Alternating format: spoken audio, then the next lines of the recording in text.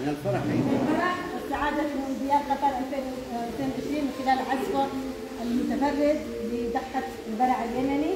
أنت فعلا أحييت هذا النوع من الإيقاع ونلت إعجاب كل اليمنيين، وإن شاء الله مستقبلا ستصل إلى العالمية وستوصل بهذا الفن، يعني ستعجب العالم كله.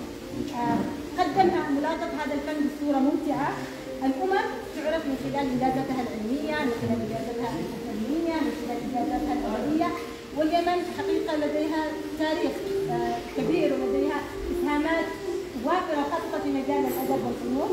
أنا حقيقة بهذه يعني اللفتة نكرم ملاطف اللي استطاع موهبته إنه يقدم، يعني أول حاجة يأتي إلى حدث عالمي وهو كأس العالم، قدم هذه الموهبة الفريدة ويرسل صوتنا للعالم كله.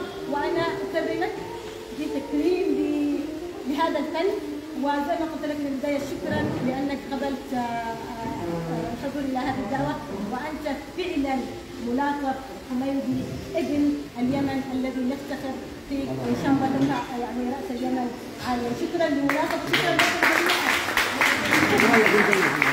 شكرا لك. الله يحفظك. وهمنا ان احنا نرفع راس اليمن باذن الله في اكثر من حدث. وعلى جهودكم هذه اشكركم وتفاعلكم معي. شكرا. الله يحفظك يا ملاطف. ملاطف هديه بسيطه مننا. انا بجيب لك اول حاجه، يعني احنا نكرمه بدرع مؤسسه توكل كرمان. هذا الدرع الشكر والتقدير كده عكس كده. ايوه كده. لا حطي لحاله كده لحاله. اعطيها. لا ايوه تفضل يا بنت. ايوه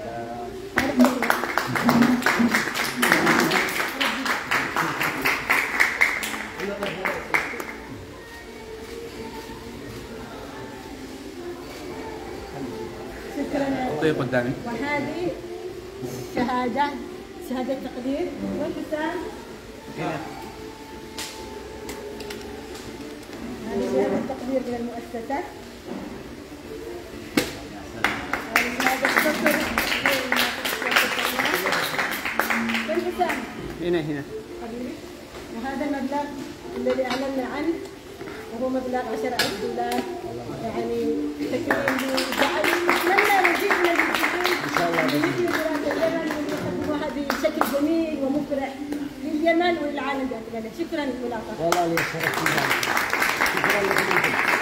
شكرا ملاطف. تفضل. إذا في أي حد يتكلم، إذا في حد يشتغل حاجة ولا شيء يقول أي حاجة يتفضل. تفضل يا الأستاذ. يعني الحمد لله اليمن واليمنيون استطاعوا ان يصلوا بعد يعني فتره، بالذات المبدعون يعني فترات كثيره من التجاهل ومن الجبران، ولكن الحمد لله ما زلنا الان نحظى بهذا الدعم والفضل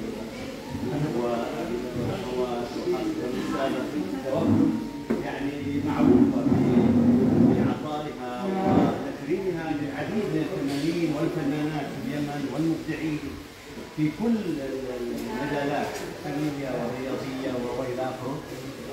نتمنى أن يكون لدينا أكثر من توسع، ونتمنى أن يحظى الجميع بهذه الحفاوة. فشكرا لها وشكرا لملاطف وشكرا لكل مبدع في اليمن. شكرا جزيلا.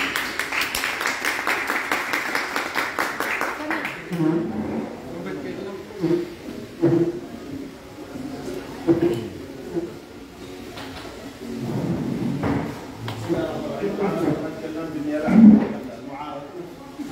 انا قريب من ملاطف يمكن بالفتره الماضيه معارضه. للاسف يعني الكثير يتكلم ما يعرفش بقيمه انه الانسان يجي يمثل بلده، بقيمه انه الانسان يكون وقت ومال، ويمكن بعض الاحيان يقول بعض الكلام عشان علم اليمن يرتفع في مقبره عالميه في مونديال كاس العالم 2022. كنت قريب من ملاطف، واعرف ظروفه جيدا، ولهذا انا اتوجه بالشكر الجديد سيدك دكتور كرمان على هذا التكريم الذي يعني يعتبر تكريم لنا جميعا. اول من تكرمت بتكريم ملاطف. شكرا لكم جميعا. في حد حابب يقول شيء؟ اسامه. استاذ سعيد تفضل. حياك.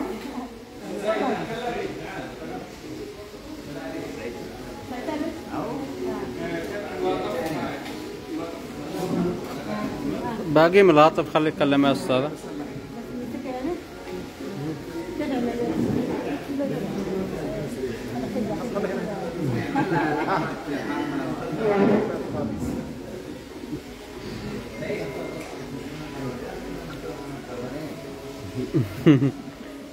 ما مشكلة، يلا الأمور مضبوطة.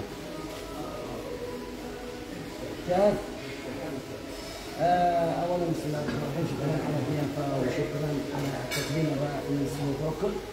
وهذا بالنسبه لنا يعني انا قدمنا اياه شيء بسيط لليمن، ونذكر اسم ان شاء الله نرفعها عاليا. واشكر كل الجهود الذي قامت بجانبي وكل من ساند وكل من يعني شارك معي، وتحياتي لكل المساهمين معنا وجنبنا، والف الف الف شكر. انا استاذ سعيد. أستاذ سعيد لازم.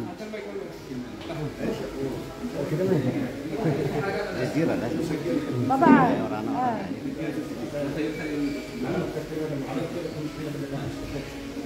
طيب بسم الله الرحمن الرحيم. الحمد لله والصلاه والسلام على رسول الله. الحقيقه انا سعيد واسمي سعيد، وهذا السعاده مزدوجه انه يتم التكريم او يتم التكريم للاخ العزيز ملاطف الفنان المبدع الذي حقيقه رضع رؤوسنا مش فقط هنا في الغربه، لكن رضع راس اليمن كله، وهو يعد من وجوه اليمن الفنيه التي يجب ان تكرم وتعزز في ظل هذا الوضع السيء الذي يعيشه اليمنيون. نحتاج لحظات نفرح بها، نفتخر بتراثنا من خلال بعض الرموز، وهذا الاخ العزيز يعد اليوم رمز من الرموز الفنيه في هذا البلد وفي خارج بلد الغربه. الشكر طبعا جزيل للأخت العزيزة الأستاذة الدكتور التي عودتنا الحقيقة دائما على اقتناص اللحظة في إرسال رسائل لقضايا متعددة، سواء كان أيام منتخب الشباب، سواء في هذه الفعالية ترسل رسائل للذين هم يدرسون رؤوسهم في الرمال ويتجاهلون المبدعين، او ترسل رسائل للركام الاجتماعي الذي يقدم صوره نمطيه عن بعض النخب او الفئات الفنيه او الثقافيه او المهنيه بنظره انا اعتبرها نظره رجعيه متخلفه، تريد أن تصوير النظرة هذه من خلال التكريم. التكريم مستحق للأخ ملاطف وهو موصول أيضا لليمنيين كلهم. شكر جزيل لأختنا.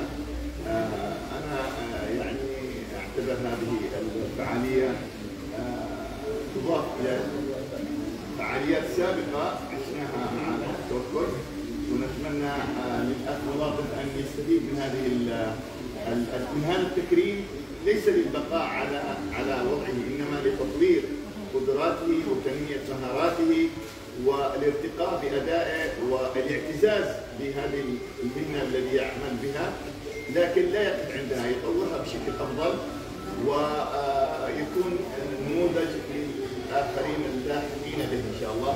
شكرا لكم والسلام عليكم. في حد يتكلم؟ قبل ندخل الغداء. ماهر وهو ماهر. انا بتكلم عن الغداء.